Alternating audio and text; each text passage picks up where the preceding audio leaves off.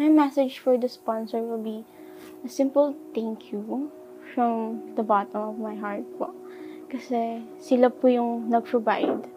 Sila po yung naging partner ko at partner po ng magulang ko para po makapag-aral at mabigyan po ako ng maraming opportunities sa eskwelahan po ito.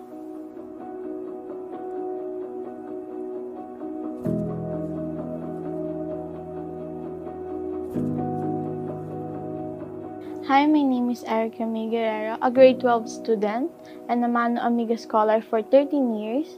Yung mama ko po is empleyado ng beauty salon at yung papa ko naman po ay nagtatrabaho dito as a custodian po. My relationship with my father is actually a great bond with full of love, support, and care. I'm Mark Anthony Guerrero, custodian sa Mano Amiga. Mga trabaho ko siguro is more in security and cleaning.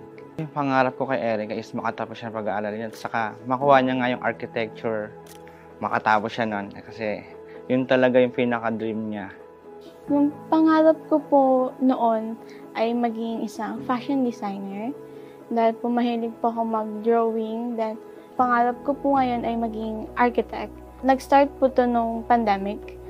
Nakita ko na po sa sarili ko na na-amaze sa mga architecture figures and videos po.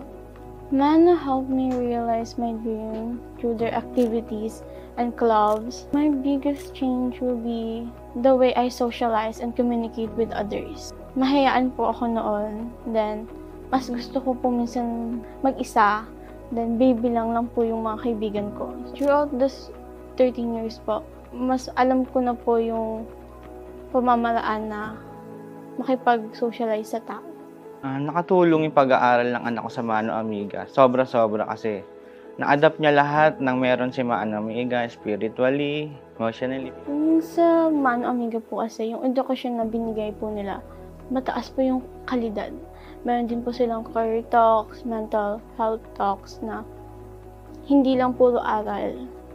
Binibigyan din po nila yung mga estudyante ng way na kung ano yung itatahakin mo paglabas ng eskwelahang to.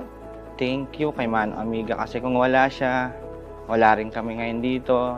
Dati kasi pedicab driver lang ako. And then, nung nakapag-work ako kay Mano Amiga, yun, nabibili ko na yung mga gusto ko, yung gusto ng anak ko, na ibibigay ko yung mga kailangan nila.